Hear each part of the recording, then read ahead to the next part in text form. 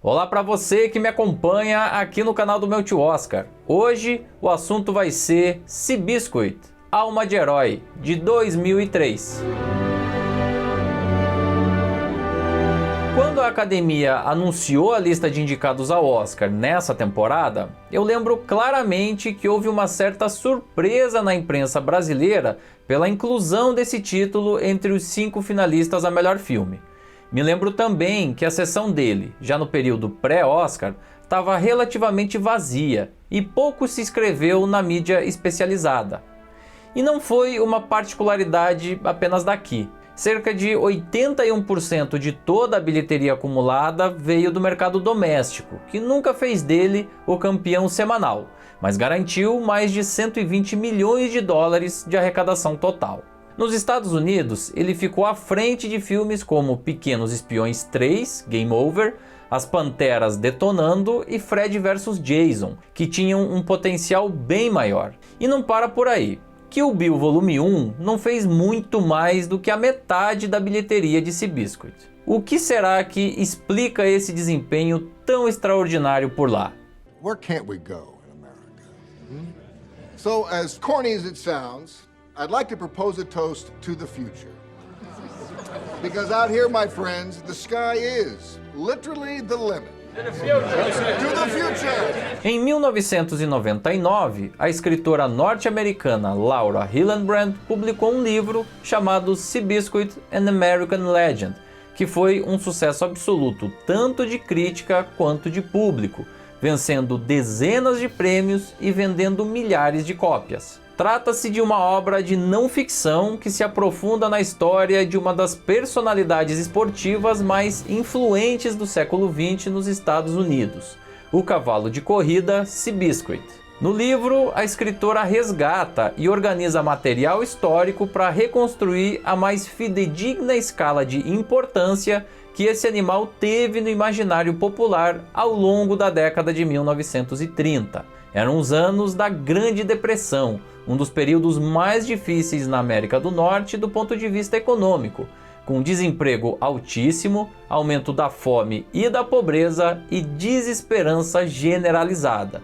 E a história de vida daquele cavalo serviu de inspiração para incontáveis pessoas, como bem nos mostra o filme. He was a small horse, barely 15 hands. He was hurting too. There was a limp in his walk, a wheezing when he breathed. Smith didn't pay attention to that. He was looking the horse in the eye.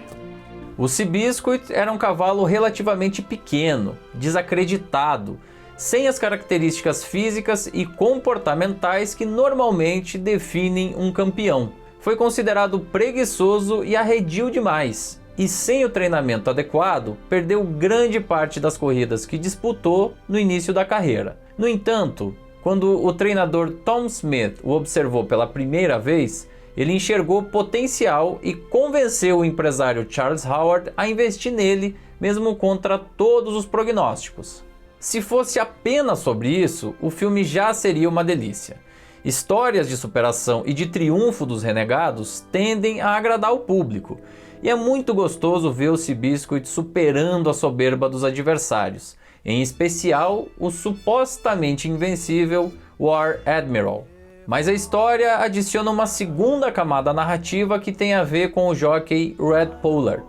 Assim como o cavalo, ele é um rapaz marginalizado, desacreditado e fisicamente limitado. Por conta de uma lesão séria que ele sofreu em uma luta de boxe, acabou ficando cego de um olho. Um problemaço nas corridas, já que os competidores precisam ter uma boa visão periférica.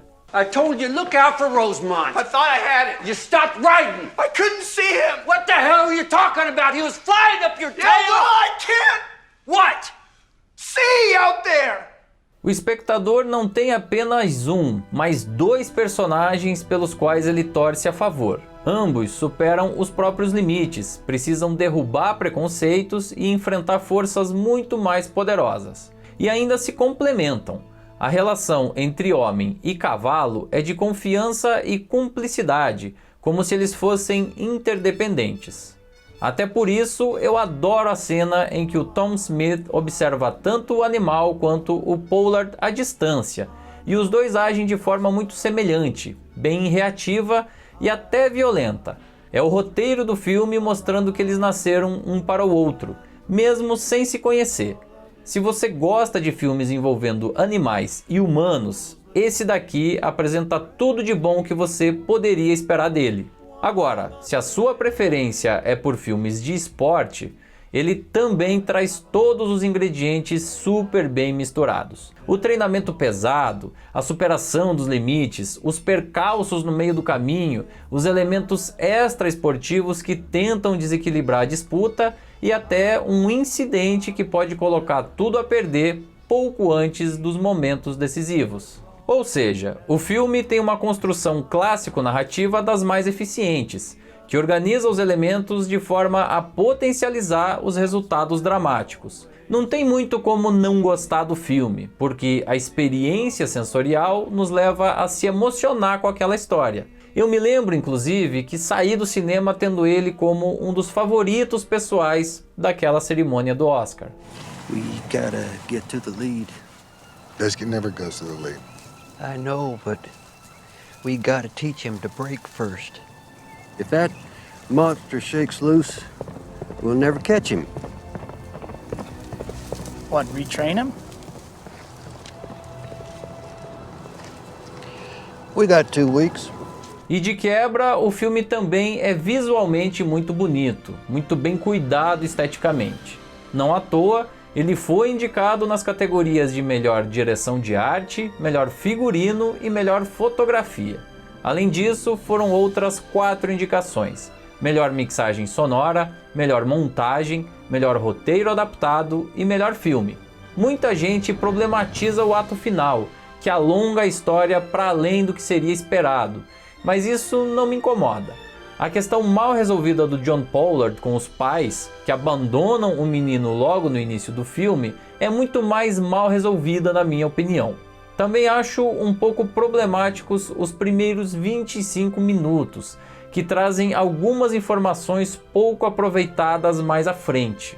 Apesar de agradável, o filme demora um pouquinho a engrenar. Quem escreveu e também dirigiu o trabalho foi o norte-americano Gary Ross, que antes disso só tinha uma experiência conduzindo um set de filmagem, no simpático A Vida em Preto e Branco, de 1998. Aqui ele é eficiente, mas sem nenhum tipo de característica mais autoral, tomando decisões corretas e que funcionam, mas sem exuberância. O peso da história e dos personagens é bem maior do que das decisões artísticas, e exatamente por isso ele ficou de fora da lista de indicados para melhor direção do ano. He thinks he's the biggest horse out there. So you got big plans for this little horse? Oh yeah. See, sometimes when the little guy, he doesn't know he's a little guy, he can do great big things. Eu considero o elenco muito bem acertado, dos coadjuvantes aos protagonistas. William H. Macy, por exemplo, faz um locutor de rádio no tom certo do pastiche. Ao mesmo tempo que reproduz a profissão naqueles dias, ele satiriza o sensacionalismo de parte da mídia. Chris Cooper é a melhor atuação, no papel do Tom Smith. Ele é o visionário que enxerga um dom natural tanto no Seabiscuit quanto no Red Pollard e sabe direcioná-los rumo à glória. Como bem estabelecido logo no início, ele traz todo esse conhecimento de forma empírica, por ter contato direto com os cavalos e por conhecer as virtudes de um animal através dos ensinamentos da vida. O que lhe falta é o capital, algo que vem das mãos do empresário Charles Howard, aqui interpretado por Jeff Bridges. Para quem está acostumado com uma pegada mais afetada e mais ranzinza dos personagens dele, esse papel vai na direção contrária. Ele é o otimista incorrigível, além do capitalista de espírito puro que reconhece as fraquezas do próximo e admite dar uma segunda chance. Se a vida lhe concedeu fortunas, é dever dele retribuir, dando oportunidades e confiando nas pessoas. Finalmente, o papel protagonista fica a cargo do jovem, mas já conhecido, Tobey Maguire. Nessa época, ele andava em alta por causa do primeiro Homem-Aranha dirigido pelo Sam Raimi, o que certamente ajudou no resultado de bilheteria. Eu considero essa a atuação menos exuberante de todas, mas que não compromete o resultado final. Here comes Seabiscuit, charging down the lane, picking off competition one by one. He's third, now second, now first, and it's Seabiscuit at the wire to win the Santa Anita Handicap with Red Pollard aboard. Yes! Mas afinal de contas, o que fez de Seabiscuit, Alma de Herói, um sucesso tão grande nos Estados Unidos? Bom, o fato de serem personalidades muito próprias daquele país ajuda a explicar. Mas o ponto central é que esse filme evoca todo o ideário histórico daquela sociedade. Os Estados Unidos sempre se colocaram como a terra das oportunidades, da pujança social e da possibilidade do livre empreendimento econômico que poderia levar qualquer homem ou mulher à fortuna através do esforço individual. Esse é um filme triunfalista, que usa o momento econômico e social mais difícil da história daquele país para reforçar essa ideia da vitória sobre as adversidades. No caso específico da década de 1930, o cavalo Seabiscuit reergueu moralmente uma sociedade que vivia em profundo pessimismo. No ponto em que o sonho americano parecia ter fracassado, aquele animal era a prova viva de que a trajetória rumo ao sucesso continuava possível. Ainda que de forma indireta, o filme evoca os principais elementos formadores da sociedade norte-americana. É um trabalho que mexe com a identidade daquele povo.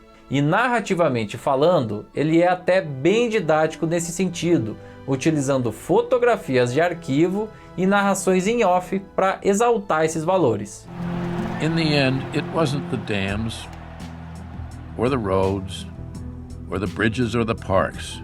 It was more invisible than that. Men who were broken only a year before suddenly felt restored. Seabiscuit, Alma de Herói, exala americanismo por todos os seus poros, mas nem por isso deixa de ser um filme com muito mais virtudes do que defeitos. A experiência audiovisual é altamente positiva. A história é de fácil assimilação, o cuidado técnico é notável e o elenco se encaixa perfeitamente no roteiro. Não é uma obra-prima, mas continua sendo uma ótima opção de entretenimento. You know, everybody thinks we found this broken down horse and fixed him. But we didn't. He fixed us. Me conta agora como foi a sua experiência ao assistir a esse filme. Você gostou? Não gostou? Deixa aqui nos comentários o seu recado e já aproveita para dar like, se inscrever no canal e ativar as notificações no sininho. Aproveita também para dar uma conferida no nosso programa de membros, que te dá vantagens exclusivas. E a gente segue analisando todos os filmes indicados pela Academia na categoria principal do Oscar 2003. A próxima atração é o drama dirigido por Clint Eastwood sobre meninos e lobos. Tá imperdível e eu te espero aqui.